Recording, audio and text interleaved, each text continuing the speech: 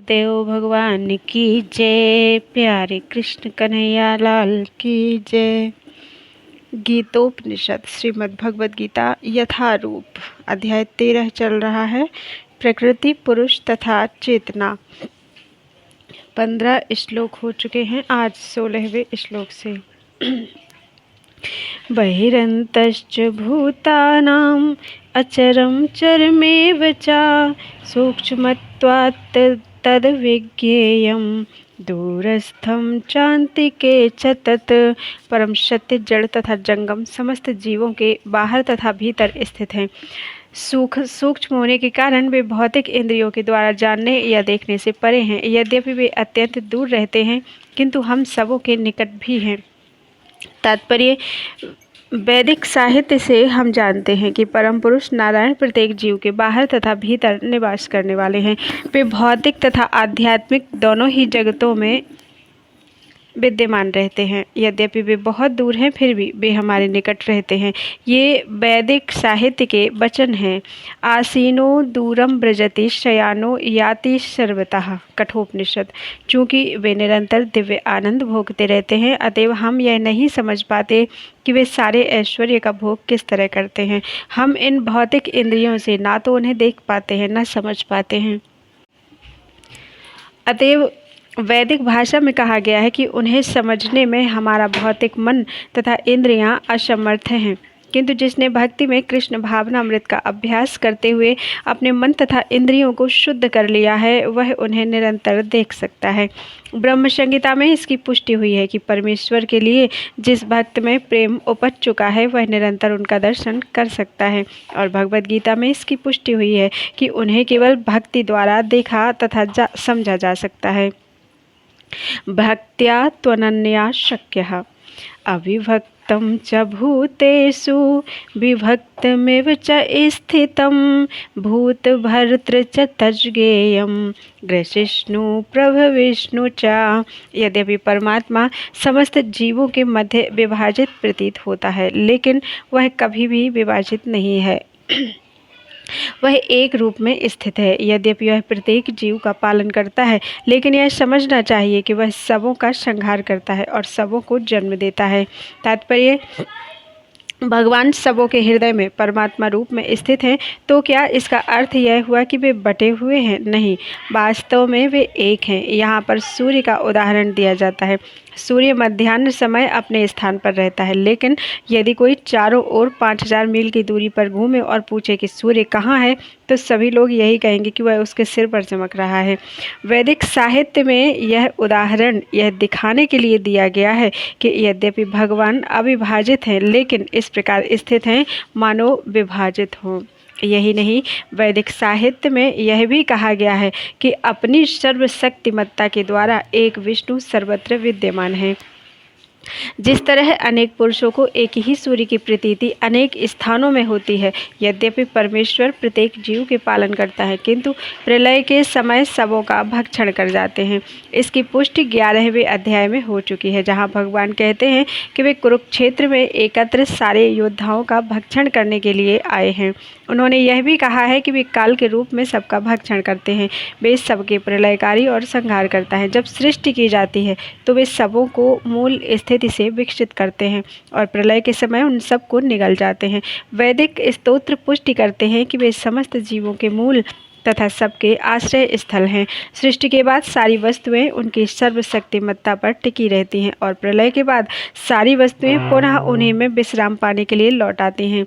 ये सब वैदिक स्तोत्रों की पुष्टि करने वाले हैं। यतो वा इमानि भूतानि जायन्ते येन जातानि जीवन्ति यत् प्रयत्न अभिसंविशन्ति तद ब्रह्म तद विजिज्ञासस्व। तैत्तिरीय उपनिषद।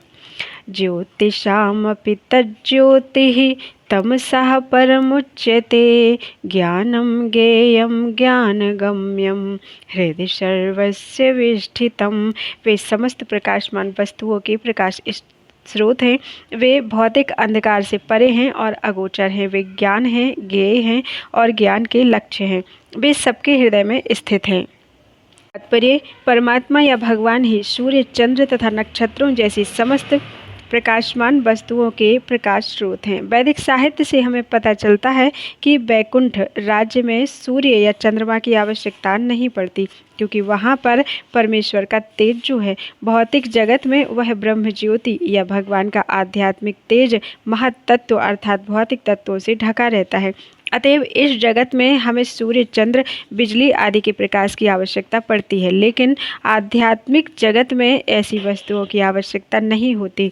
वैदिक साहित्य में स्पष्ट कहा गया है कि भगवान के प्रकाशमय तेज से प्रत्येक वस्तु प्रकाशित रहती है। अतः यह स्पष्ट है कि वे इस भौतिक जगत में स्थित नहीं हैं, वे तो आध्यात्मिक जगत अर्थात वैकुंठ लोक में स्थित हैं, जो चिन्मय आकाश में बहुत ही दूरी पर है। इसकी भी पुष्टि वैदिक साहित्य से होती है।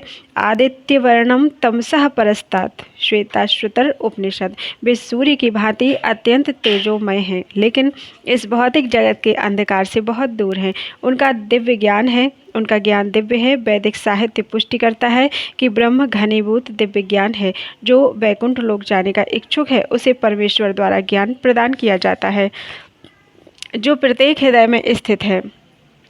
एक वैदिक मंत्र श्वेताश्वतर उपनिषद में तम हा देवम आत्मबुद्धि प्रकाशम मुमुक्षुर्वे शरणमहम प्रपद्ये। मुक्ति के इच्छुक मनुष्य को चाहिए कि वह भगवान की शरण में जाए। जहाँ तक चरम ज्ञान के लक्ष्य का संबंध है, वैदिक साहित्य से पुष्टि भी होती है। तमेव विदित्वाति मृत्युमेति। उन्हें जान लेने के बाद ही जन्म तथा मृत्यु की परिधि को लांघा जा सकता है। वे प्रत्येक हृदय में परम नियंता के रूप में स्थित हैं। परमेश्वर के हाथ पैर सर्वत्र फैले हैं, लेकिन जीवात्मा के विषय में ऐसा नहीं कहा जा सकता।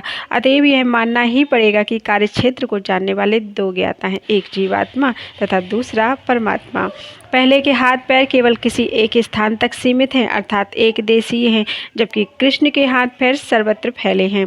इसकी पुष्टि श्वेताश्वतर उपनिषद में इस प्रकार हुई है। सर्वस्य प्रभुमीशानम सर्वस्य शरणम बृहत्। वह परमेश्वर या परमात्मा समस्त जीवों का स्वामी या प्रभु है, अतएव वह उन सब का चरम आश्रय है। अतएव इस बात से मना नहीं किया जा सकता कि परमात्मा तथा जीवात्मा सदैव भिन्न होते हैं। इति क्षेत्रं तथा ज्ञानं ज्ञेयं चोक्तं समाश्रितः मद्भक्त एतद् विज्ञाय मद्भावायोपपद्यते। इस प्रकार मैंने कर्म क्षेत्र अर्थात शरीर, ज्ञान तथा ज्ञेय का संक्षेप में वर्णन किया है। इसे केवल मेरे भक्त ही पूरी तरह समझ सकते हैं और इस तरह मेरे स्वभाव को प्राप्त होते हैं। तात्पर्य: भगवान ने शरीर, ज्ञान तथा ज्ञेय का संक्षेप में वर्णन किया है। यह ज्ञान तीन वस्तुओं का है, ज्ञाता, ज्ञेय तथा जानने की विधि। ये तीनों मिलकर विज्ञान कहलाते हैं। पूर्ण ज्ञान भगवान के अनन्य भक्तों द्वारा प्रत्यक्षतः समझा जा सकता है, अन्य इसे समझ पाने में असमर्थ रहते हैं। अद्वैतवादियों का कहना है कि अंतिम अवस्था में ये तीनों बातें एक हो जाती हैं, लेकिन भक्त इसे नहीं मानते। ज्ञान तथा ज्ञान के विकास का अर्थ है अपने आप को कृष्ण भावनामृत में समझना। हम भौतिक चेतना द्वारा संचालित होते हैं, लेकिन ज्यों ही हम अपनी सारी चेतना कृष्ण के कार्यों में स्थानांतरित कर देते हैं और इसका अनुभव करते हैं कि कृष्ण ही सब कुछ है, तो हम वास्तविक ज्ञान प्राप्त कर सकते हैं। दूसरे शब्दों में, ज्ञान तो भक्ति को पूर्णतया समझने की प्रारंभिक अवस्था है। 15वें अध्याय में इसकी विशद व्याख्या की गई है।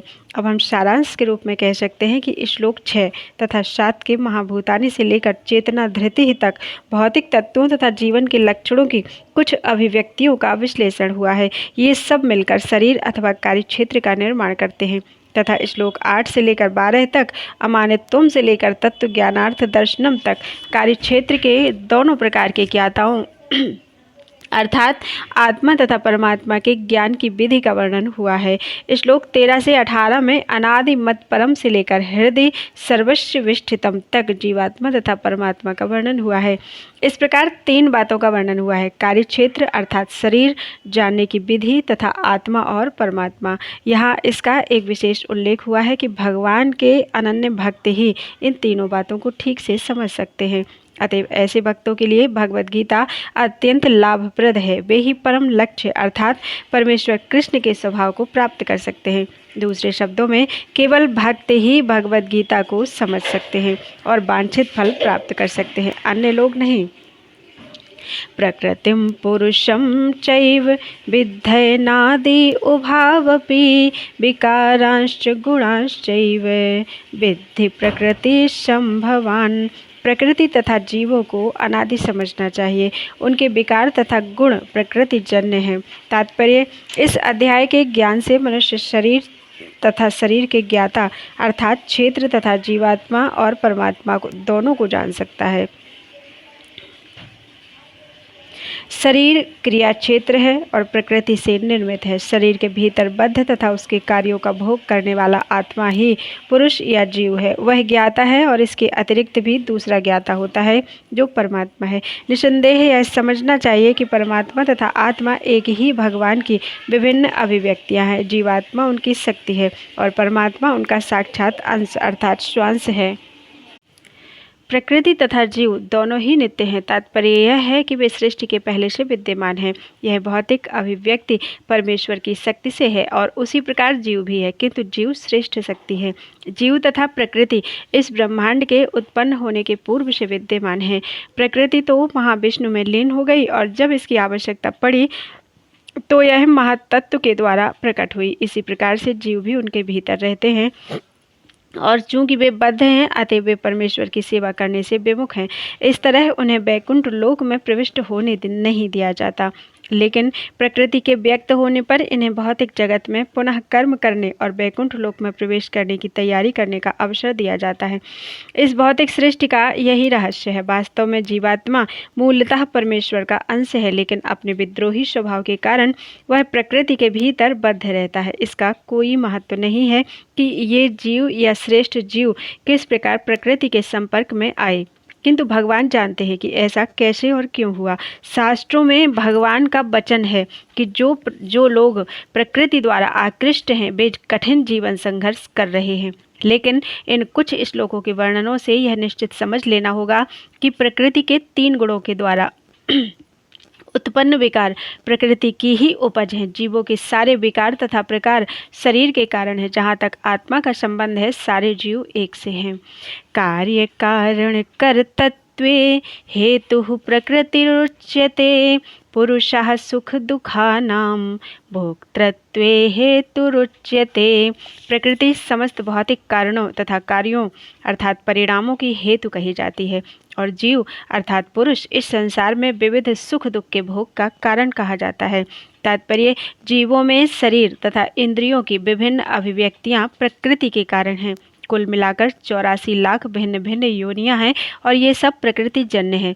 जीव के विभिन्न इंद्रिय सुखों से ये योनियां मिलती हैं जो इस प्रकार इस शरीर या उस शरीर में रहने की इच्छा करता है। जब उसे विभिन्न शरीर प्राप्त होते हैं तो वह विभिन्न प्रकार के सुख तथा दुख भोगता है। उसके भौतिक सुख दुख उसके शरीर के कारण होते हैं, स्वयं उसके कारण नहीं। उसकी मूल अवस्था में भोग में कोई संदेह नहीं करता, अतएव वही उसकी वास्तविक स्थिति है। वह प्रकृति पर प्रभुत्व जताने के लिए भौतिक जगत में आता है।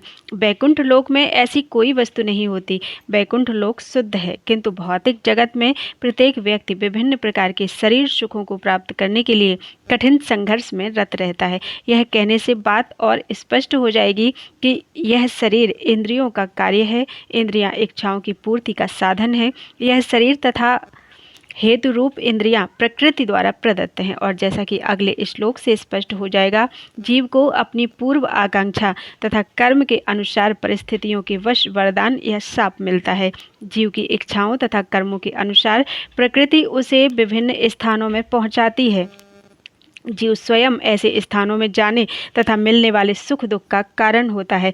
एक प्रकार का शरीर प्राप्त हो जाने पर वह प्रकृति के वश में हो जाता है, क्योंकि शरीर पदार्थ होने के कारण प्रकृति के नियमानुसार कार्य करता है। उस समय शरीर में ऐसी शक्ति नहीं है कि वह उस नियम को बदल सके। मान लीजिए कि जीव को कुत्ते का शरीर प्राप्त हो गया। जीव ही वह कुत्ते के शरीर में स्थापित किया जाता है, उसे कुत्ते की भांति आचरण करना होता है, वह अन्यथा आचरण नहीं कर सकता। यदि जीव को शूकर का शरीर प्राप्त होता है तो वह मल खाने तथा शूकर की भांति रहने के लिए बाध्य है। इसी प्रकार यह जीव को देवता का शरीर प्राप्त हो जाता है तो उसे अपने शरीर के अनुसार कार्य करना होता है। यही प्रकृति का नियम है। लेकिन समस्त परिस्थितियों में परमात्मा जीव के साथ रहते हैं। वेदों में अर्थात मुंडक उपनिषद में इसकी व्याख्या इस प्रकार की गई है। द्वा सुपर्णा सयुजा सखायः। परमेश्वर जीव पर इतना कृपालु है कि वह सदा जीव के साथ रहता है और सभी परिस्थितियों में परमात्मा रूप में विद्यमान रहता है। पुरुषः प्रकृतिस्थो हि भुङ्क्ते प्रकृतिजान् गुणान् कारणं गुणसंगो अस्य सदसद्यो निजन्मसु। इस प्रकार जीव प्रकृति के तीनों गुणों का भोग करता हुआ प्रकृति में ही जीवन बिताता है। यह उस प्रकृति के साथ उसकी संगति के कारण है। इस तरह उसे उत्तम तथा अधम योनियां मिलती रहती हैं। तात्पर्य यह श्लोक यह समझने के लिए महत्वपूर्ण है कि जीव एक शरीर से दूसरे में किस प्रकार देहांतरण करता है। दूसरे अध्याय में बताया गया है कि जीव एक शरीर को त्याग कर दूसरा शरीर उसी तरह धारण करता है जिस प्रकार कोई वस्त्र बदलता है। वस्त्र का परिवर्तन इस संसार के प्रति आसक्ति के कारण है। जब तक जीव इस मिथ्या प्राकट्य पर मुग्ध रहता है तब तक उसे निरंतर देहांतरण करना पड़ता है। प्रकृति पर प्रभुत्व जताने की इच्छा के फलस्वरूप वह ऐसी प्रतिकूल परिस्थितियों में फंसता रहता है। भौतिक इच्छा की वशीभूत होकर उसे कभी देवता के रूप में तो कभी मनुष्य के रूप में, कभी पशु, कभी पक्षी, कभी कीड़े, कभी जल जंतु, कभी संत पुरुष तो कभी खटमल के रूप में जन्म लेना होता है। यह क्रम चलता रहता है और प्रत्येक परिस्थिति में जीव अपने को परिस्थितियों का स्वामी मानता रहता है जबकि वह प्रकृति के वश में होता है। यहाँ पर बताया गया है कि जीव किस प्रकार विभिन्न शरीरों को प्राप्त करता है। यह प्रकृति के विभिन्न गुणों की संगति के कारण है। अतएव इन गुणों से ऊपर उठकर दिव्य पद पर स्थित होना होता है। यही कृष्ण भावनामृत कहलाता है। कृष्ण भावनामृत में स्थित हुए बिना भौतिक चेतना मनुष्य को एक शरीर से दूसरे में देहांतरण करने के लिए बाध्य करती रहती है, क्योंकि अनादिकाल से उसमें भौतिक आकांक्षाएं व्याप्त हैं। लेकिन उसे इस विचार को बदलना होगा। यह परिवर्तन प्रामाणिक स्रोतों से सुनकर ही लाया जा सकता है। इसका सर्वश्रेष्ठ उदाहरण अर्जुन है, जो कृष्ण से ईश्वर विज्ञान का श्रवण करता है। यदि जीव इस श्रवण विधि को अपना ले तो प्रकृति पर प्रभुत्व जताने की चिर अभिलषित आकांक्षा समाप्त हो जाए और क्रमशः ज्यों ज्यों वह प्रभुत्व जताने की इच्छा को कम करता जाएगा त्यों तो उसे आध्यात्मिक सुख मिलता जाएगा। एक वैदिक मंत्र में कहा गया है कि ज्यों ज्यों जीव भगवान की संगति से विद्वान बनता जाता है त्यों त्यों उसी अनुपात में वह आनंदमय जीवन का आस्वादन करता है। उपद्रष्टानुमन्ता च भर्ता भोक्ता महेश्वरः परमात्मेति चाप्युक्तो देहेऽस्मिन् पुरुषः परः। तो भी इस शरीर में एक अन्य दिव्य भोक्ता है जो ईश्वर है, परम स्वामी है और साक्षी तथा अनुमति देने वाले के रूप में विद्यमान है और जो परमात्मा कहलाता है। तात्पर्य यहाँ पर कहा गया है कि जीवात्मा के साथ निरंतर रहने वाला परमात्मा परमेश्वर का प्रतिनिधि है, वह सामान्य जीव नहीं है। चूँकि अद्वैतवादी चिंतक शरीर के ज्ञाता को एक मानते हैं, अतएव उनके विचार से परमात्मा तथा जीवात्मा में कोई अंतर नहीं है। इसका स्पष्टीकरण करने के लिए भगवान कहते हैं कि वे प्रत्येक शरीर में परमात्मा रूप में विद्यमान हैं।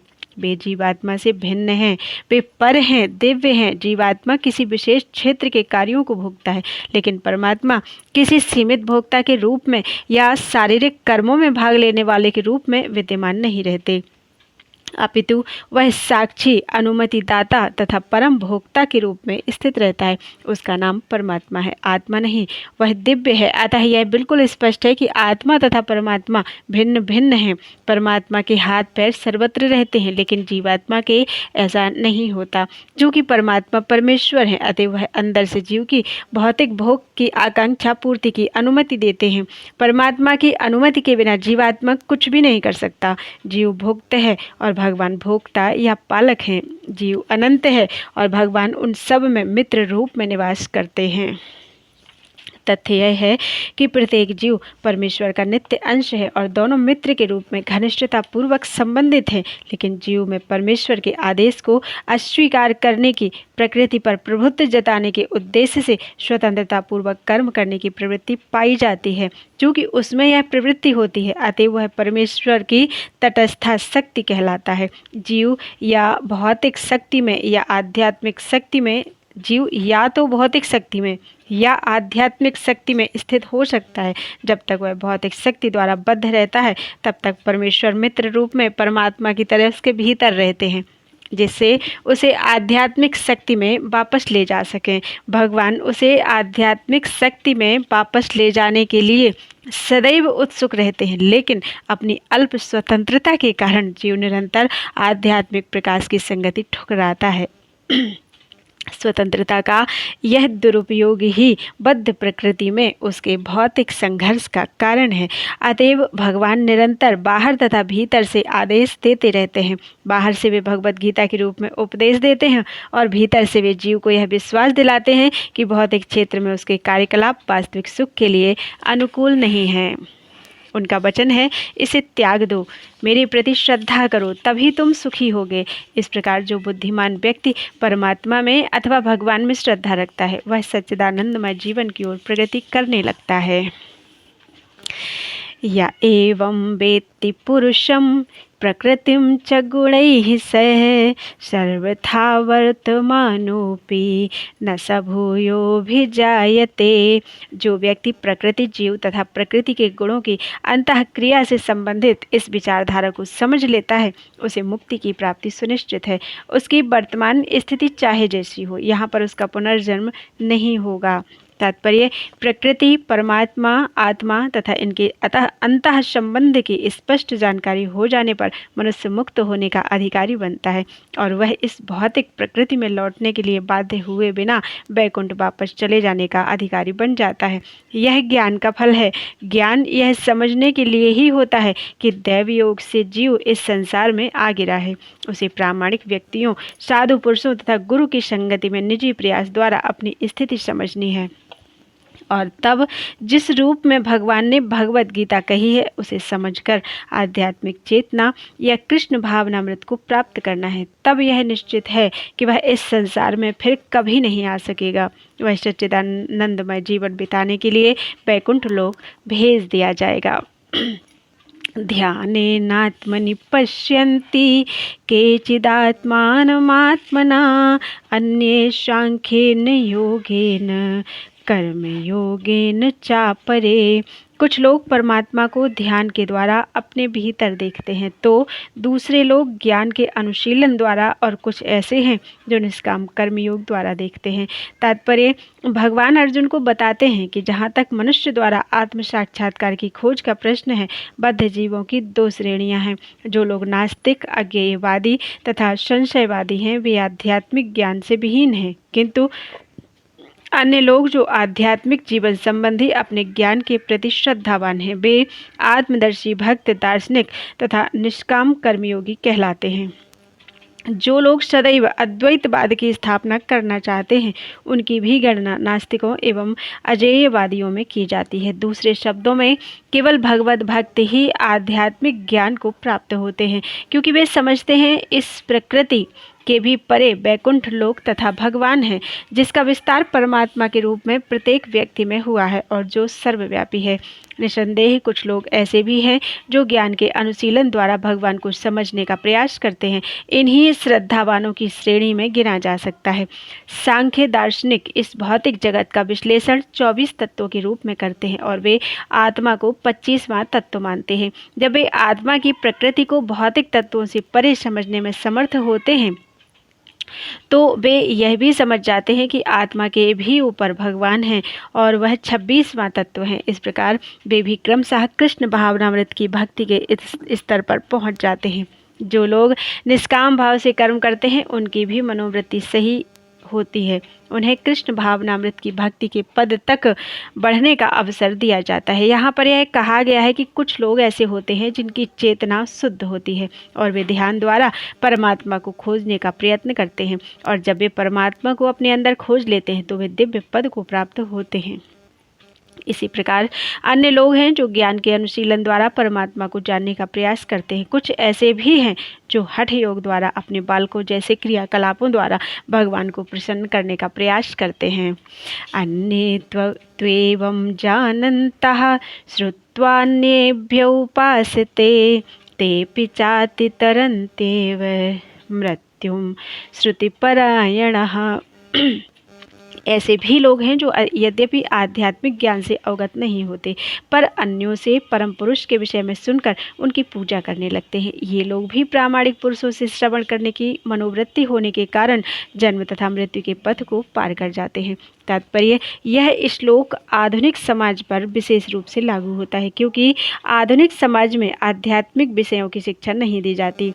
कुछ लोग नास्तिक प्रतीत होते हैं तो कुछ अजेयवादी तथा दार्शनिक, लेकिन वास्तव में इन्हें दर्शन का कोई ज्ञान नहीं होता। जहाँ तक सामान्य व्यक्ति की बात है, यदि वह पुण्यात्मा है तो श्रवण द्वारा प्रगति कर सकता है। यह श्रवण विधि अत्यंत महत्वपूर्ण है। आधुनिक जगत में कृष्ण भावनामृत का उपदेश करने वाले भगवान चैतन्य ने श्रवण पर अत्यधिक बल दिया था, क्योंकि यदि सामान्य व्यक्ति प्रामाणिक स्रोतों से केवल श्रवण करे तो वह प्रगति कर सकता है। विशेषतया चैतन्य महाप्रभु के अनुसार यदि वह हरे कृष्ण कृष्ण कृष्ण हरे हरे, हरे राम राम राम हरे हरे इस दिव्य ध्वनि को सुने, इसलिए कहा गया है कि सभी व्यक्तियों को सिद्ध पुरुषों से श्रवण करने का लाभ उठाना चाहिए और इस तरह क्रम से प्रत्येक वस्तु समझने में समर्थ बनना चाहिए। तब निश्चित रूप से परमेश्वर की पूजा हो सकेगी। भगवान चैतन्य महाप्रभु ने कहा है कि इस युग में मनुष्य को अपना पद बदलने की आवश्यकता नहीं है, अपितु उसे चाहिए कि वह अपने मनोधार्मिक तर्क द्वारा परम सत्य को समझने के प्रयास को त्याग दे। उसे उन व्यक्तियों का दास बनना चाहिए जिन्हें परमेश्वर का ज्ञान है। यदि कोई इतना भाग्यशाली हुआ कि उसे शुद्ध भक्त की शरण मिल सके और वह उससे आत्म साक्षात्कार के विषय में श्रवण करके उसके पद चिन्हों पर चल सके, तो उसे क्रमशः शुद्ध भक्त का पद प्राप्त हो जाता है। इस श्लोक में श्रवण विधि पर विशेष रूप से बल दिया गया है और यह सर्वथा उपयुक्त है। यद्यपि सामान्य व्यक्ति तथा कथित दार्शनिकों की भांति प्रायः समर्थ नहीं होता, लेकिन प्रामाणिक व्यक्ति से श्रद्धापूर्वक श्रवण करने से इस भवसागर को पार करके भगवत धाम वापस जाने में उसे सहायता मिलेगी। यावत् संजायते किंचित त्वं स्थावर जंगमं क्षेत्र क्षेत्रज्ञ संयोगात् तद्विद्धि भरतर्षभ। हे भरतवंशियों में श्रेष्ठ, यह जान लो कि चर तथा अचर जो भी तुम्हें अस्तित्व में दिख रहा है वह कर्म क्षेत्र तथा क्षेत्र के ज्ञाता का संयोग मात्र है। तात्पर्य इस श्लोक में ब्रह्मांड की सृष्टि के भी पूर्व से अस्तित्व में रहने वाली प्रकृति तथा जीव दोनों की व्याख्या की गई है। जो कुछ भी उत्पन्न किया जाता है वह जीव तथा प्रकृति का संयोग मात्र होता है। वृक्ष, पर्वत आदि ऐसी अनेक अभिव्यक्तियां हैं जो गतिशील नहीं हैं। इनके साथ ही ऐसी अनेक वस्तुएं हैं जो गतिशील हैं और ये सब भौतिक प्रकृति तथा परा प्रकृति अर्थात जीव के संयोग मात्र हैं। परा प्रकृति जीव के स्पर्श के बिना कुछ भी उत्पन्न नहीं हो सकता। भौतिक प्रकृति तथा आध्यात्मिक प्रकृति का संबंध निरंतर चल रहा है और यह संयोग परमेश्वर द्वारा संपन्न कराया जाता है। अतएव वे ही परा तथा अपरा प्रकृतियों के नियामक हैं। अपरा प्रकृति उनके द्वारा सृष्ट है और परा प्रकृति उस अपरा प्रकृति में रखी जाती है। इस प्रकार सारे कार्य तथा अभिव्यक्तियां घटित होती हैं। समम सर्वेषु भूतेषु तिष्ठन्तं परमेश्वरं विनश्यत्स्व विनश्यन्तं यः पश्यति स पश्यति। जो परमात्मा को समस्त शरीरों में आत्मा के समान देखता है और जो यह समझता है कि इस नश्वर शरीर के भीतर ना तो आत्मा है ना ही परमात्मा कभी भी विनष्ट होता है, वही वास्तव में देखता है। तात्पर्य जो व्यक्ति सतसंगति से तीन वस्तुओं को शरीर, शरीर का स्वामी या आत्मा तथा आत्मा के मित्र को एक साथ संयुक्त देखता है वही सच्चा ज्ञानी है। जब तक आध्यात्मिक विषयों के वास्तविक ज्ञाता की संगति नहीं मिलती तब तक कोई इन तीनों वस्तुओं को नहीं देख सकता। जिन लोगों की ऐसी संगति नहीं होती वे अज्ञानी हैं, वे केवल शरीर को देखते हैं और जब यह शरीर विनष्ट हो जाता है तो समझते हैं कि सब कुछ नष्ट हो गया, लेकिन वास्तविकता यह नहीं है। शरीर के विनष्ट होने पर आत्मा तथा परमात्मा का अस्तित्व बना रहता है और वे अनेक विविध चर तथा अचर रूपों में सदैव जाते रहते हैं। कभी कभी संस्कृत शब्द परमेश्वर का अनुवाद जीवात्मा के रूप में किया जाता है, क्योंकि आत्मा ही शरीर का स्वामी है और शरीर के विनाश होने पर वह अन्यत्र देहांतरण कर जाता है। इस तरह वह स्वामी है, लेकिन कुछ लोग इस परमेश्वर शब्द का अर्थ परमात्मा लेते हैं। प्रत्येक दशा में परमात्मा तथा आत्मा दोनों रह जाते हैं, वे विनष्ट नहीं होते। जो इस प्रकार देख सकता है वही वास्तव में देख सकता है कि क्या घटित हो रहा है। समं पश्यन् हि सर्वत्र समवस्थितमीश्वरं न हि नस्त्यात्मानम् आत्मानं ततो याति पराम गतिम। जो व्यक्ति परमात्मा को सर्वत्र तथा प्रत्येक जीव में समान रूप से वर्तमान देखता है वह अपने मन के द्वारा अपने आप को भ्रष्ट नहीं करता। इस प्रकार वह दिव्य गंतव्य को प्राप्त करता है। तात्पर्य, जीव अपना भौतिक अस्तित्व स्वीकार करने के कारण अपने आध्यात्मिक अस्तित्व से पृथक स्थित हो गया है, किंतु यदि वह यह समझता है कि परमेश्वर अपने परमात्मा स्वरूप में सर्वत्र स्थित हैं, अर्थात यदि वह भगवान की उपस्थिति प्रत्येक वस्तु में देखता है, तो वह विघटनकारी मानसिकता से अपने आप को नीचे नहीं गिराता और इसलिए वह क्रमशः वैकुंठ लोक की ओर बढ़ता जाता है। सामान्यतया मन इंद्रिय तृप्तिकारी कार्यों में लीन रहता है, लेकिन जब वही मन परमात्मा की ओर उन्मुख होता है तो मनुष्य आध्यात्मिक ज्ञान में आगे बढ़ जाता है। प्रकृत्यैव च कर्माणि क्रियमाणानि सर्वशः यः पश्यति तथात्मानम् अकर्तारं स पश्यति। जो यह देखता है कि सारे कार्य शरीर द्वारा संपन्न किए जाते हैं, जिसकी उत्पत्ति प्रकृति से हुई है, और जो देखता है कि आत्मा कुछ भी नहीं करता, वही यथार्थ में देखता है। तात्पर्य, यह शरीर परमात्मा के निर्देशानुसार प्रकृति द्वारा बनाया गया है और मनुष्य के शरीर के जितने भी कार्य संपन्न होते हैं वे उसके द्वारा नहीं किए जाते। मनुष्य जो भी करता है, चाहे सुख के लिए करे या दुख के लिए, वह शारीरिक रचना के कारण उसे करने के लिए बाध्य होता है, लेकिन आत्मा इन शारीरिक कार्यों से विलग रहता है। यह शरीर मनुष्य को पूर्व इच्छाओं के अनुसार प्राप्त होता है। इच्छाओं की पूर्ति के लिए शरीर मिलता है, जिससे वह इच्छानुसार कार्य करता है। एक तरह से शरीर एक यंत्र है जिसे परमेश्वर ने इच्छाओं की पूर्ति के लिए निर्मित किया है। इच्छाओं के कारण ही मनुष्य दुख भोगता है या सुख पाता है। जब जीव में यह दिव्य दृष्टि उत्पन्न हो जाती है तो वह शारीरिक कार्यों से पृथक हो जाता है। जिसमें ऐसी दृष्टि आ जाती है वही वास्तविक दृष्टा है। यदा भूत पृथक भाव में यथाभूत पृथक भावम् एकस्थम अनुपश्यति तत एव च विस्तारं ब्रह्म संपद्यते तदा। जब विवेकवान व्यक्ति विभिन्न भौतिक शरीरों के कारण विभिन्न स्वरूपों को देखना बंद कर देता है और यह देखता है कि किस प्रकार से जीव सर्वत्र फैले हुए हैं, तो वह ब्रह्म बोध को प्राप्त होता है। तात्पर्य, जब मनुष्य यह देखता है कि विभिन्न जीवों के शरीर उस जीव की विभिन्न इच्छाओं के कारण उत्पन्न हुए हैं और वे आत्मा से किसी तरह संबद्ध नहीं है, तो वह वास्तव में देखता है। देहात्म बुद्धि के कारण हम किसी को देवता, किसी को मनुष्य, कुत्ता, बिल्ली आदि के रूप में देखते हैं। यह भौतिक दृष्टि है, वास्तविक दृष्टि नहीं है। यह भौतिक भेदभाव देहात्म बुद्धि के कारण है। भौतिक शरीर के विनाश के बाद आत्मा एक रहता है। यही आत्मा भौतिक प्रकृति के संपर्क से विभिन्न प्रकार के शरीर धारण करता है। जब कोई इसे देख पाता है तो उसे आध्यात्मिक दृष्टि प्राप्त होती है। इस प्रकार जो मनुष्य पशु, ऊंच नीच आदि के भेदभाव से मुक्त हो जाता है, उसकी चेतना शुद्ध हो जाती है और वह अपने आध्यात्मिक स्वरूप में कृष्ण भावनामृत विकसित करने में समर्थ होता है। तब वह वस्तुओं को जिस रूप में देखता है उसे अगले श्लोक में बताया गया है। अनादित्वान्निर्गुणत्वात् परमात्मायम् अव्ययः शरीरस्थोऽपि कौन्तेय न करोति न लिप्यते। शाश्वत दृष्टि संपन्न लोग यह देख सकते हैं कि अविनाशी आत्मा दिव्य, शाश्वत तथा गुणों से अतीत है। हे अर्जुन, भौतिक शरीर के साथ संपर्क होते हुए भी आत्मा ना तो कुछ करता है और ना लिप्त होता है। तात्पर्य, ऐसा प्रतीत होता है कि जीव उत्पन्न होता है क्योंकि भौतिक शरीर का जन्म होता है, लेकिन वास्तव में जीव शाश्वत है, वह उत्पन्न नहीं होता और शरीर में स्थित रहकर भी वह दिव्य तथा शाश्वत रहता है। इस प्रकार वह विनष्ट नहीं किया जा सकता। वह स्वभाव से आनंदमय है, वह किसी भौतिक कार्य में प्रवृत्त नहीं होता। अतएव भौतिक शरीरों के साथ उसका संपर्क होने से जो कार्य संपन्न होते हैं वे उसे लिप्त नहीं कर पाते।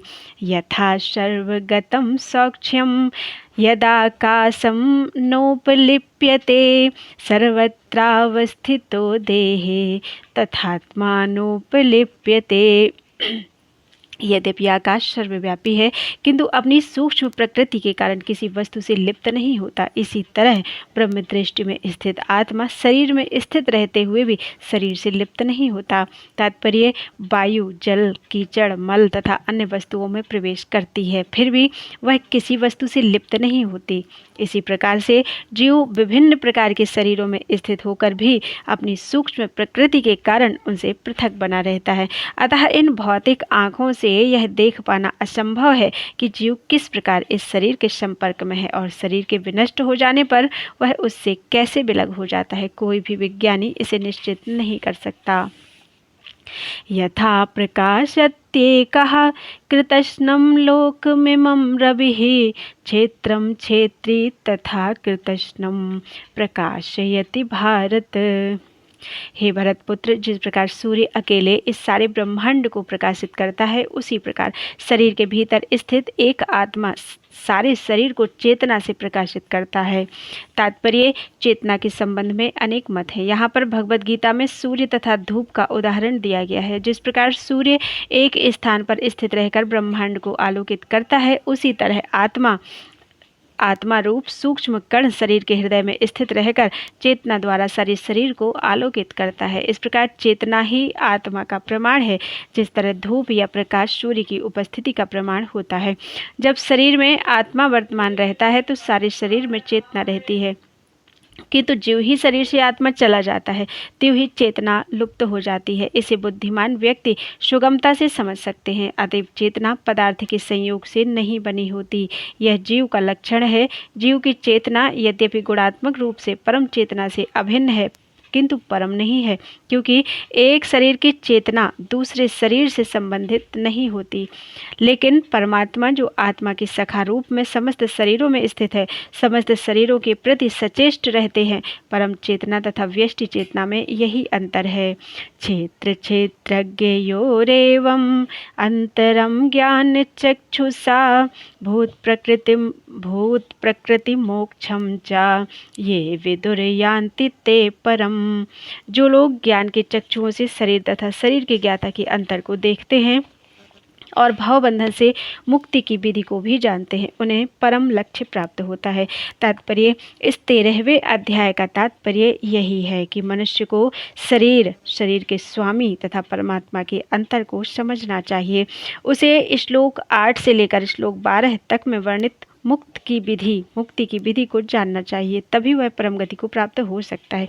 श्रद्धालु को चाहिए कि वह सर्वप्रथम ईश्वर का श्रवण करने के लिए सत्संगति करे और धीरे धीरे प्रबुद्ध बने। यदि गुरु स्वीकार कर लिया जाए तो पदार्थ तथा आत्मा के अंतर को समझा जा सकता है और वही अग्रिम आत्म साक्षात्कार के लिए शुभारंभ बन जाता है।